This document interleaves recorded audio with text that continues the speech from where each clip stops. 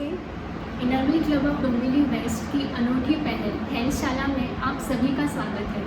यह एक ऐसा मंच है जहां हम विविध हेल्थ के विषयों पर प्रसिद्ध डॉक्टरों को बुलाते हैं और एक साथ हम और जानकारी लेते हैं उन विषयों पर। आज की हमारी डॉक्टर हैं डोंबिवली की प्रसिद्ध gynaecologist doctor Mansi Karandikar ji. Doctor Mansi Karandikar ji Dombivli में 16 साल से ज़्यादा प्रैक्टिस कर रही हैं। वे ठाकुर हॉस्पिटल MIDC डोंबिवली में कंसल्टिंग गायनेकोलॉजिस्ट हैं। उनकी विशेष रुचि high risk pregnancy, educational services and adolescence health है। वे डोंबिवली के प्रसिद्ध ट्रस्ट मानव कल्याण केंद्र में ऑनरेबल डॉक्टर हैं। आइए स्वागत करते हैं डॉक्टर मानसी करंदीकर जी। नमस्ते डॉक्टर मानसी करंदीकर जी, आपका स्वागत है। आज का विषय बहुत ही विशेष है। आज का विषय है एंडोमेट्रियोसिस। आइए हम डॉक्टर मानसी जी से इसके बारे में और जानकारी लेते हैं। डॉक्टर मानसी, एंडोमेट्रियोसिस क्या होता है या थोड़ा बताएंगे? एंडोमेट्रियोसिस एक बीमारी है जहाँ औरतों को जो ब्लीडिंग होती है, जिस तरह से महामारी आती है, तो महामारी का ब्लीडिंग हमारा बच्चादानी से बाहर आना चाहिए योनि मार्ग से। कभी कभी किसी औरत में वो ब्लीडिंग बच्चादानी के अंदर गिरता है, मतलब पेट के अंदर गिरता है।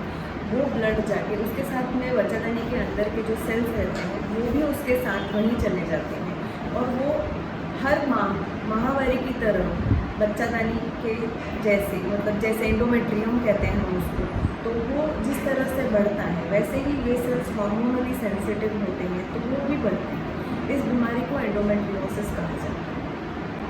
डॉक्टर, ये मोस्टली जो हमारे ओवल्स में जो साइकिल होती है उसमें अफेक्शन होता है, तो फिर और भी किसी अदर पार्ट्स को ये थोड़ा सा अफेक्ट कर सकता है जी? अगर क्या तो लक्षण क्या हो सकते हैं? एंडोमेट्रियोसिस जनरली ट्यूब्स में, फैलोपियन ट्यूब्स जिसको कहते हैं, उसमें होता है। अंडकोश जिसे कहते हैं, ओवरी में होता है। पेट के अंदर पेट और यूरिनरी ब्लैडर जो मूत्र पिशवी मूत्र थैली रहती है उसके बीच में होता है, और उसके बच्चादानी और बच्चादानी के पीछे जो कोटिका थैली होता है, रेक्टम जिसे कहते हैं, तो उस फोल्ड में भी होता है। और रेयरली कभी जिनका सिजेरियन हुआ है तो सिजेरियन के स्कार में होता है, और जिनकी नॉर्मल डिलीवरी हुई है उनकी जो नीचे वाला जो स्टिच रहता है उसके अंदर भी कभी एंडोमेट्रियोसिस होता है, बट ये बहुत रेयर है। और इसके लक्षण क्या दिखाई? लक्षण पेशेंट को कहाँ एंडोमेट्रियोसिस है उसके ऊपर डिपेंड करता है जनरली, अगर और एज ग्रुप के अलग, मतलब अकॉर्डिंगली डिफर करता है। अगर पेशेंट मेनार्कल मतलब यंग एज ग्रुप में है, जैसे 16 जैसे पीरियड स्टार्ट हुआ है, 12, 13, 16, 17, 18 साल की लड़कियाँ हैं जिनकी शादी नहीं हुई है, ये लोग आते हैं मेंस्ट्रुअल क्रैम्प्स। अब इनके मेंस्ट्रुअल क्रैम्प्स जनरली सबको होते हैं, सबके पेट में पीरियड्स में दुखता है। तो ये जो पेशेंट्स हैं इनको पीरियड आने के पहले से दुखता है। नॉर्मली जनरली हम जो आम औरतें हैं हमको पीरियड आने के बाद या पहले दिन से 1-2 दिन पहले से दुखता है, और फिर which increases with the flow first 2 days, उसके बाद में अपने आप से कम हो जाएगा। पर ये जो लड़कियाँ रहती हैं जिनको एंडोमेट्रियोसिस का शंका भी हमको होती है, उनका पीरियड के लगभग, मतलब नेक्स्ट पीरियड आने के 15 दिन पहले से धीरे धीरे पेन बिल्टअप होना शुरू होता है। अब इस पेन के साथ ये मरोड़ वाला ही पेन रहता है बिल्कुल मेंस्ट्रुअल क्रैम्प्स की तरह, या कभी कभी डीप नैगिंग पेन रहता है। दुखता ही है, कुछ भी कर लो दुखता ही है पेट में। पेन किलर लेने की कभी ज़रूरत पड़ती, कभी नहीं पड़ती, पर दुखता ज़रूर है। पर वो इंटेंसिटी ऑफ पेन पीरियड के पहले तक बढ़ती रहती है, और पीरियड आने के बाद एक बार फ्लो स्टार्ट हो जाए तो उसके बाद में ब्लीडिंग पेन कम हो जाता है, और इनकी टिपिकल कंप्लेंट रहती है कि ब्लीडिंग थोड़ा सा कम होता है, फ्लो कम रहता है, ठीक है। और दूसरी बात रहती है कभी यूरिन में और मोशन में, जिसको हम डिस्यूरिया या डिस्चेजिया कहते हैं इंग्लिश में, तो मोशन करने में तकलीफ होती है, यूरिन करने में दर्द होता है। जिनकी शादीशुदा महिलाएं हैं इनको रिलेशन रखने में दर्द होता है। आम दर्द अलग है जो शुरुआती दिनों में शादी के होता है, पर ये डीप इनसाइड उनको पेन होता है विथ द प्रीवियस सिम्टम्स। उसके बाद में प्रेगनेंसी रहने में कभी हाथ तकलीफ हो जाती है एंडोमेट्रियोसिस। क्योंकि ये जो डिपॉजिट्स हैं ये सारे के सारे पेट में फैले होते हैं। तो फैलोपियन ट्यूब जो होती है हमारी वो बड़ी लवचिक बोल सकते हैं, हिंदी में लवचिक, फ्लेक्सिबल होती है और बहुत ही सॉफ्ट रहती है, तो उसको ब्लॉक करते हैं। उसकी वजह से प्रेगनेंसी रुकना, ओवरी पे चले गए तो ओवरी का फंक्शनिंग अफेक्ट करता है नेचुरली, तो इसीलिए प्रेगनेंसी रुकना थोड़ा मुश्किल हो जाता है। जो महिलाएं रिप्रोडक्टिव एज ग्रुप क्रॉस कर चुकी हैं, जैसे 40s है या 45 है, इनको फिर से वही सिम्टम्स होते हैं कि पीरियड का पेन बढ़ जाता है, इनको सीवियर पेन रहता है। यूजुअली ये पेशेंट्स ना जिनके एक इससे ज़्यादा सिजेरियन हो चुके होते हैं, जनरल पॉपुलेशन सिजेरियन में इसका प्रमाण तो थोड़ा सा ज़्यादा देखा गया है कि इन महिलाओं को दर्द ज़्यादा होता है, पर मैक्सिमम कंप्लेंट इज पेन। और डॉक्टर अगर ये सब स्टार्ट हो जाए तो इसका कुछ प्रॉपर डायग्नोस्टिक तरीका है या फिर when to go to the doctor? Actually, any pain which is preventing you from continuing your routine, you have to visit the gynec.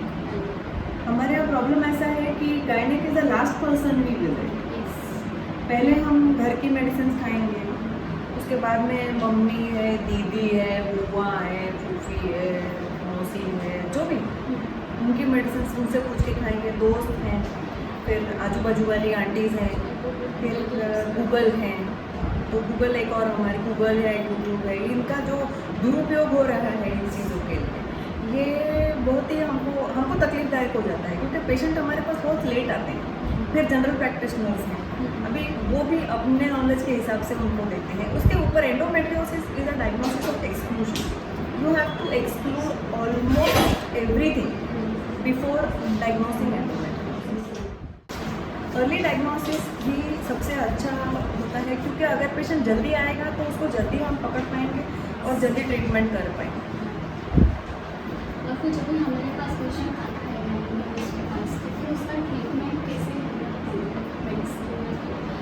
पहले तो डायग्नोसिस है। डायग्नोसिस मैंने जैसे आपको बोला कि पहले एक अल्ट्रासाउंड हम करवाते हैं। अगर अल्ट्रासाउंड में सिस्ट आता है, जनरली एंडोमेट्रियोटिक सिस्ट आते हैं, जैसे दोनों ओवरी में गांठें नज़र आती हैं या एक हाथ ओवरी में रहती है, बाकी जो डिपॉजिट्स रहते हैं वो कभी दिखते नहीं हैं।